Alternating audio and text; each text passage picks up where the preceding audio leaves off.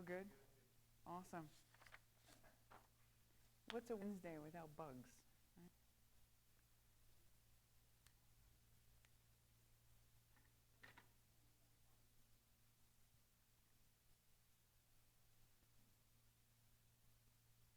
All right, well, I'm going to assume that we've got everybody that's going to join us this morning. So, good morning. Thanks for getting up and joining me in class. So today we're going to start working with trig functions. So again, this is going to be somewhat familiar to you guys who have had geometry. So we're going to start working with sine, cosine, and tangent. But we do have some that haven't had geometry, so it's brand new. So I'm going to teach this like it's brand new to everybody. So it should be kind of just an easy kind of review for some of you and an introduction for others. So we are going to start today on page 389. So we're just going to read a little bit of this text together, and then we're just going to start diving in with sine, cosine, and tangent and start using them in problems. So down toward the bottom of page 382, we're starting section 8.2 about the third sentence. Let's just read through that together. Remember that the ratio of the sides of similar right triangles are important in trigonometry. Because triangles are similar, their sides maintain the same ratios.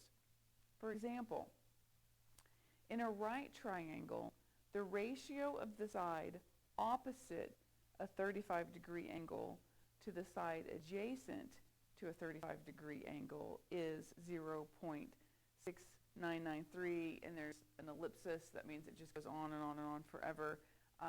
Typically with trig functions, we go to 4 decimal places behind the decimal. This ratio is an essential property of the 35-degree angle in a right triangle. The three ratios, sine, cosine, and tangent, are called the basic trig functions of an angle. A quick way to remember these ratios is by using SOHCAHTOA. So I'll explain that here in a second. So turn the page over to 390.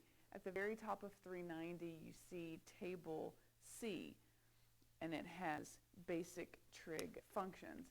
The first one, this is what we're going to spend most of our time going over today. The first one, the first triangle that you have,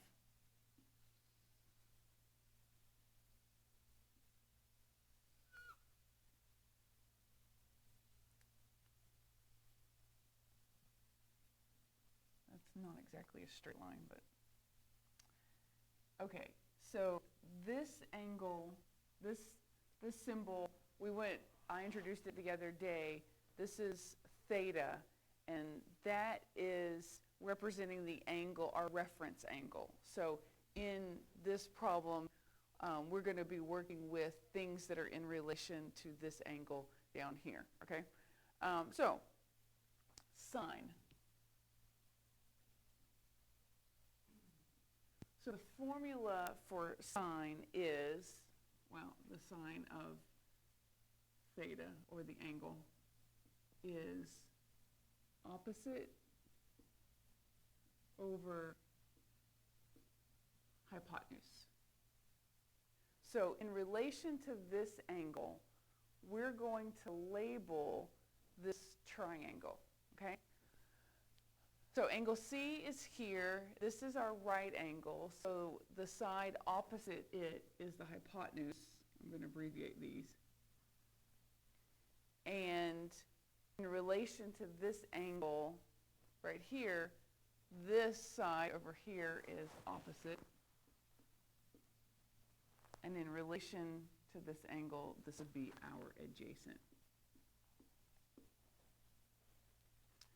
So to find the sine of this angle, we would plug in the measurement of opposite over hypotenuse. Sine equals opposite over hypotenuse. Okay? The next one is cosine.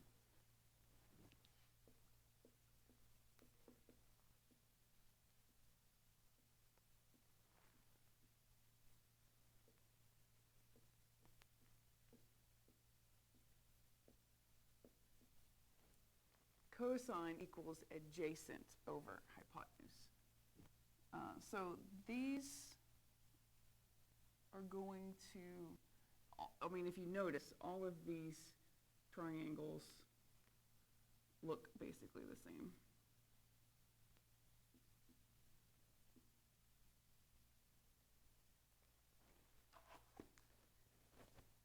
So the only difference is the parts that we're using.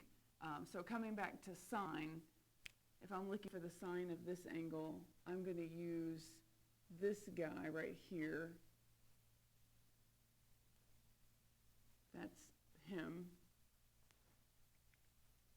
And I would use this right here. That would be this.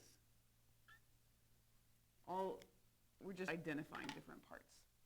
Okay, so, but still, they're all in relation to theta, so this is still opposite, this is still hypotenuse, and this is still adjacent. But if I wanted to find the cosine of this angle, I would use this part, this measurement, over, well, I need another color, over this one. And the last one is tangent. I know there's a glare somewhere up there. Tangent is opposite over adjacent.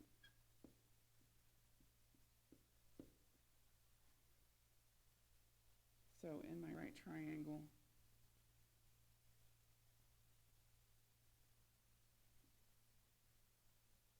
if this is my reference angle, this is still opposite, hypotenuse, and adjacent. But to find the tangent of this angle, then I would use opposite. This guy right here would go into that spot, and this measurement right here would go under that one. Okay. So we've identified parts last week, which you guys turned in. I've only gotten through 2 packets of grading, so I don't know how well all of that was done yet. So far, so good. But you should be able at this point to identify in relation to an angle what is opposite, what is adjacent, and what is hypotenuse. Okay, so you have to be able to do that efficiently, okay, and correctly. And so now we're just going to be doing one of the 3 functions. We're either going to be doing cosine and tangent. And so given an angle, a reference angle, you're just going to have to know, am I plugging in opposite over hypotenuse, adjacent over hypotenuse, or opposite over adjacent? So the formulas, I mean, the hardest part of these really is just memorizing the formulas. You have to memorize the formulas for sine, cosine, and tangent, okay? That's what's really important. So that's what SOHCAHTOA is for, to help do that. So you have SOHCAHTOA.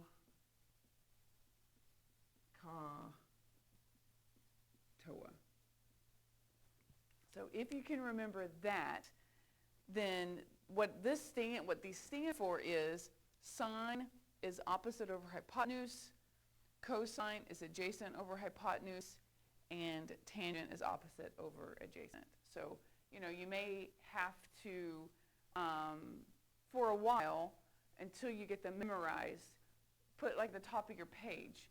Either put these three formulas at the top of your page to use as a reference, or SOHCAHTOA, just have it handy for now. At some point, you won't have to refer to them. You will have them memorized because they're pretty simple. The tangent is the only one that doesn't pertain to hypotenuse. It's the only one that doesn't have hypotenuse in it. So you have sine and cosine. I've had students remember it this way. They look at the O in cosine and remember that the O's don't go together. So cosine does not have opposite. That leaves adjacent. They're all, whatever works for you, do it. Or just memorization, whatever you have to do. So let's work through some examples and then tackle some problems. So let me clean this up a little bit and consolidate some of this information a little bit so we have room to work on some problems. Okay, so either, I'm going to do both.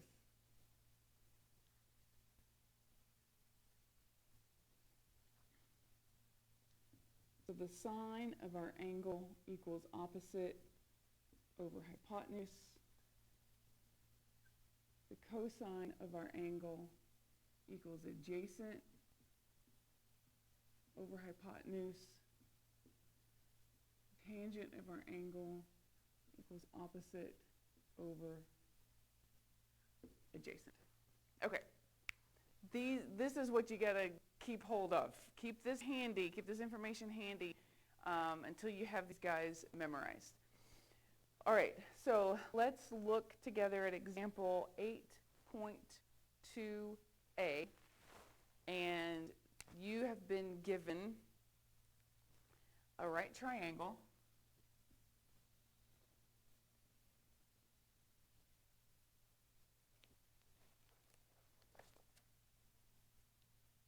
I know it doesn't look right, but we go by this.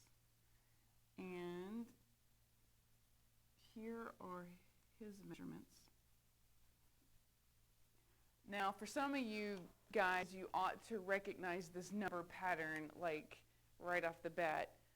There are several very commonly used number patterns in a right triangle using the Pythagorean theorem. 5, 12, and 13 is one, and 3, 4, and 5 is one. Those are just very commonly used number combinations for right triangles. Okay, so the reference angle in this example is down here. Okay, so that's what that theta means. This is our reference angle. So we're going to find sine, cosine, and tangent, all three for this angle. So the sine of the angle equals opposite over hypotenuse. That's our formula. So let's just plug those numbers in. So in relation to this angle, right here, theta, our opposite side is 5. So that goes in here. And the hypotenuse of the triangle is the longest side opposite the right angle. That's 13.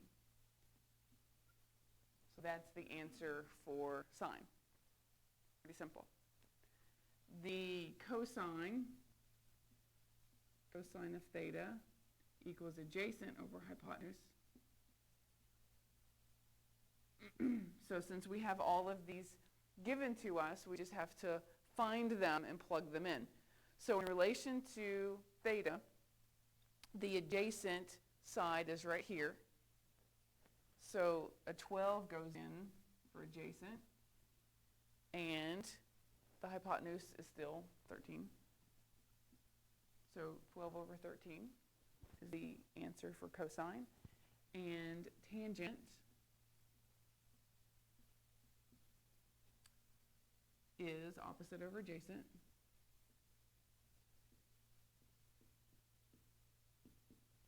So in relation to this angle, the side opposite is 5, and the adjacent side is 12. So there are the 3 answers. Leave them fractions. Typically we leave them fractions. If you've ever seen a chart for sine, cosine, and tangent with all your angles, it's a very extensive chart, and it's got just cram full of numbers. It's decimals, and we typically go to 4 places, but you'll probably just be using your calculator. I mean, we're not even doing calculator yet, so just leave them fractions, I would say. Just leave them fractions for now. So, any questions? Anybody yelping for help?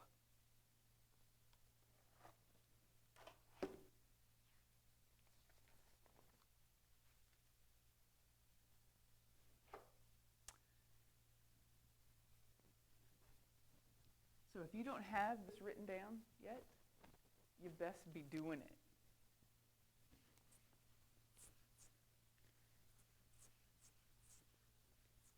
I want to see this, the work that you turn in. I want to see that you wrote it down.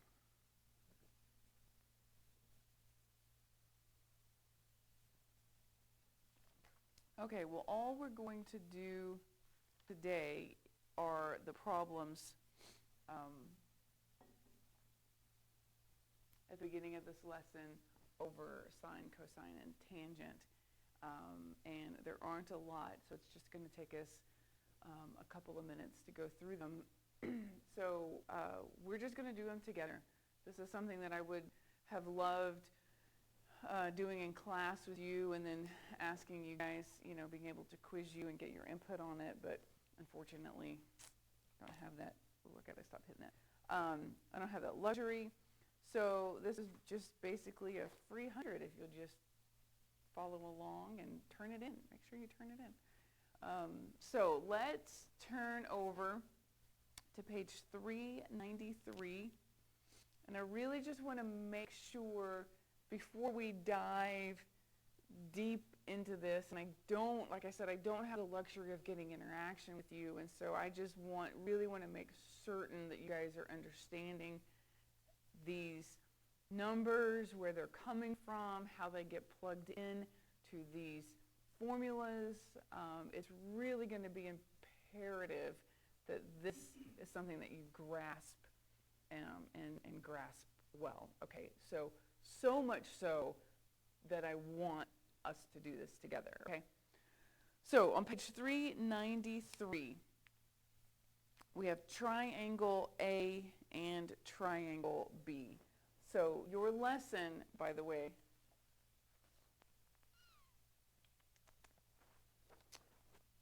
if you want to go ahead and, if you haven't already,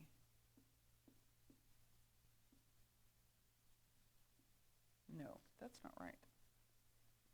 We're on a new one.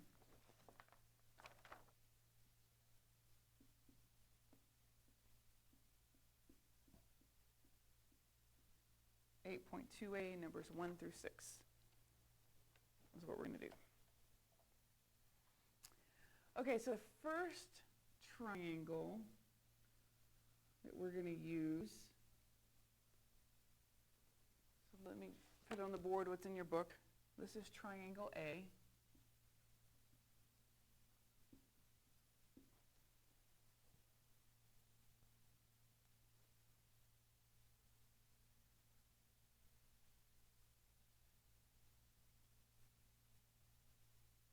This is painfully like the example that we just did. So on let me go ahead and put on both up, because it looks like we're going to ping back and forth.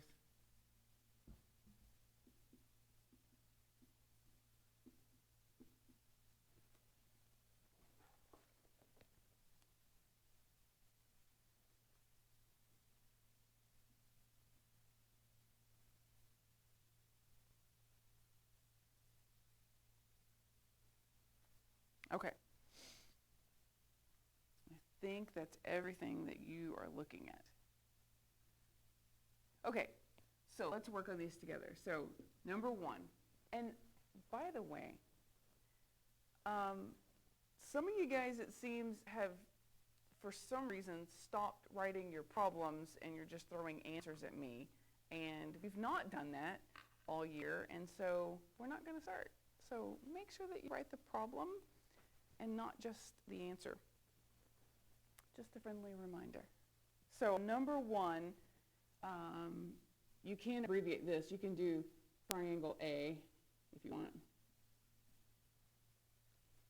We're going to find the sine of theta. Okay, so this is me writing the problem. Okay? So the thing that I have to see, I want to see this every single problem, every single time. I want to see the formula. I want to see this. I don't want to just see a fraction with numbers, because if you will write this, it will help you to memorize it. Okay, so we are going to write this every single time. So the sine of theta equals opposite over hypotenuse. Okay, I want to see that step. So on triangle A, we're going to find the sine of theta. Here's theta, and it is opposite over hypotenuse. So the side opposite theta is this guy over here. So that's 5, and then the hypotenuse is always the guy opposite the right angle.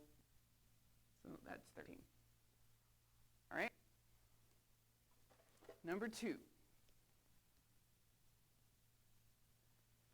We're doing triangle B, and we are told to find the sine of theta. So I'm going to write the formula for sine, because that's going to help me memorize it. Sine equals opposite over hypotenuse. So I've got to find this angle, theta. This is my reference angle. And I'm looking for the side opposite it. So the side opposite theta, hopefully you can find and plug it in. So I'm going to give you a second to do that. And then hypotenuse, I want you to find that and plug it in.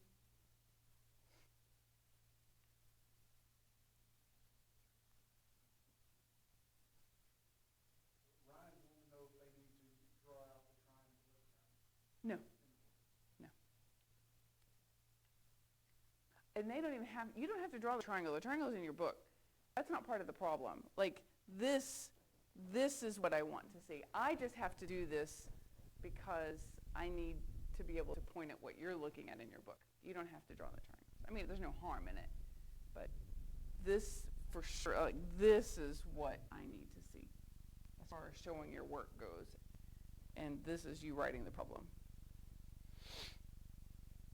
So hopefully these are the numbers that you plugged in. Okay, so here is my angle, my reference angle, and the side opposite it over here brings me down to 21. So for opposite, I plug in a 21. Hypotenuse, I find the right angle, and then I go opposite it. So that's 29.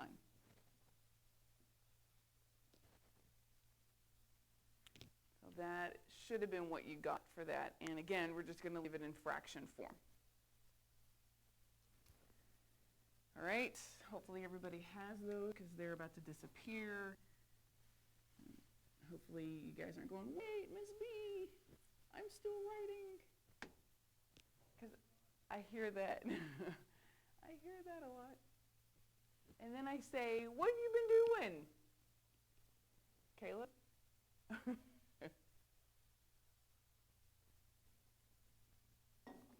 All right, so let's do 3 and 4.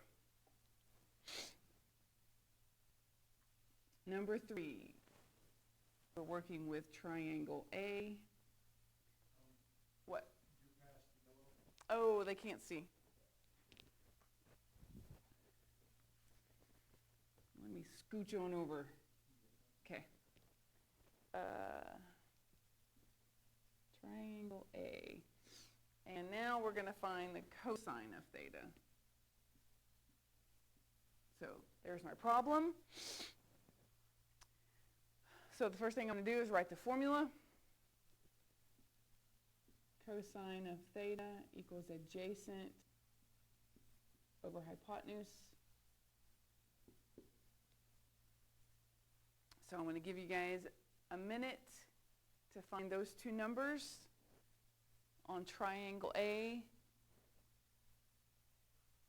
Find the adjacent and the hypotenuse in relation to our reference angle.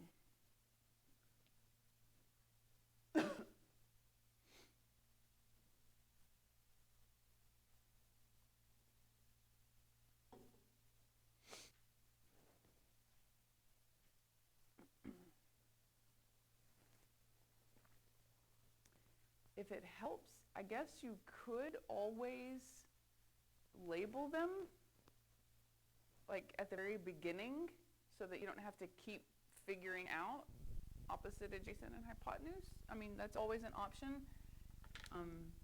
If your reference angle isn't going to change, you could always just jot down, oh, this guy's opposite, this guy's adjacent, and this is my hypotenuse. If you're struggling identifying the parts, then that might be helpful. And then it's as easy as just, I mean, that's not assuming they did it right. It's as easy as just finding them after you have them labeled. So that is an idea if you're having a hard time. So hopefully, these are the numbers that you plugged in. So here's my reference angle. The side adjacent to it is this guy over here. That's the guy next to. He's 12. And the hypotenuse doesn't change. He is still 13. All right, hopefully those are the numbers that you plugged in. All right, so let's do number 4. Number 4 is with triangle B. And we're going to find the cosine of our angle. So after you write the problem, write the formula.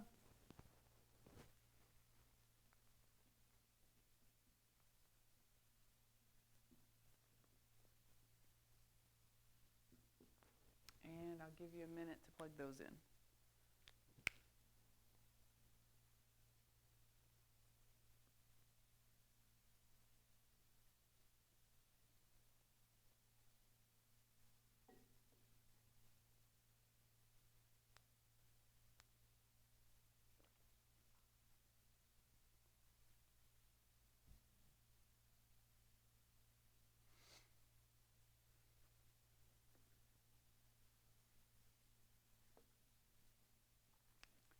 All right, so we're doing cosine, so we're going to find adjacent and hypotenuse. So here is our reference angle, and so I'm looking for adjacent. That's the side that's next to the angle, okay?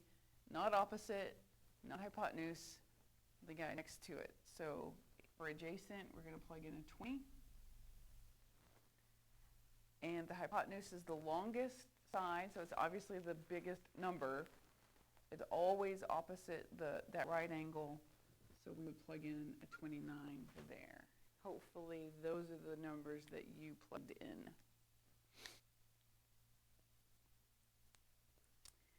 And let's do the last two together.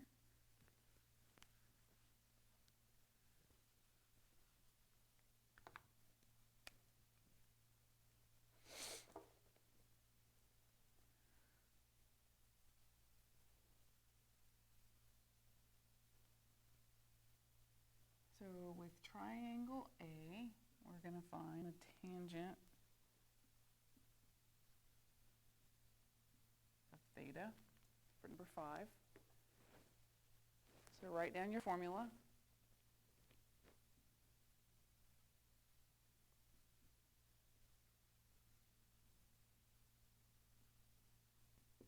And find those two parts in relation to your reference angle.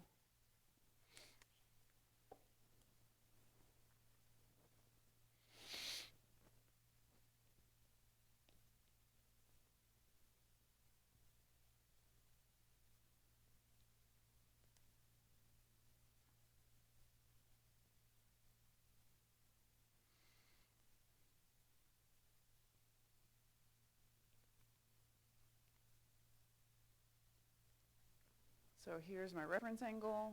I'm looking for the side opposite it. So that is him. So that's a 5. And then the denominator is the adjacent side. So that's a 12. And last,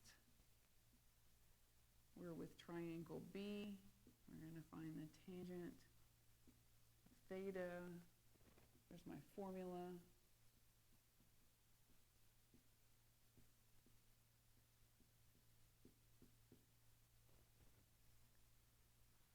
So go to your reference angle, find the side opposite, find the side adjacent, and plug those in.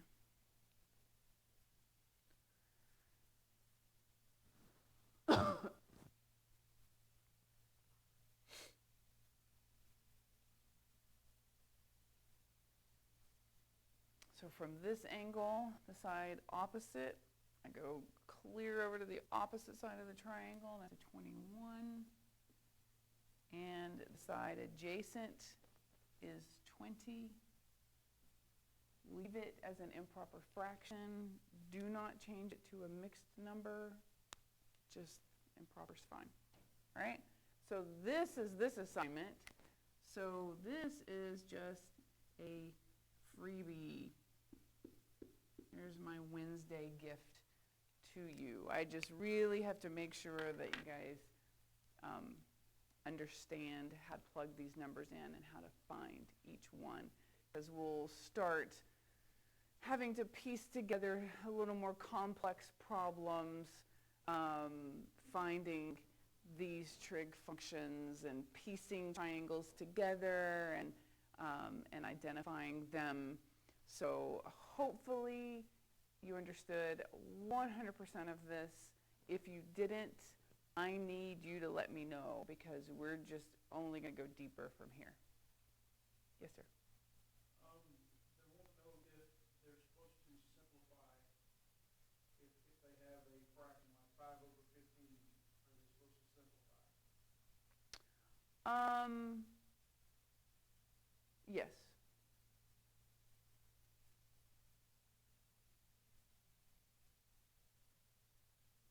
But if you don't, I don't know that I count it wrong. It would yield the same decimal. So either one would give me the same decimal answer. So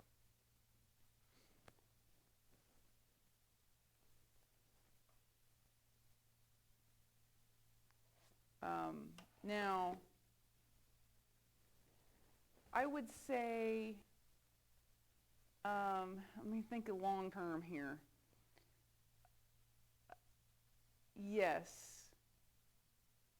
because I'm thinking about us getting into radicals and having to rationalize denominators. We would have to simplify. So yes, yes, my answer would be yes, simplify. Because we're going to get into some more complex situations where simplifying will be necessary, so you might as well just start now. So yes, reduce.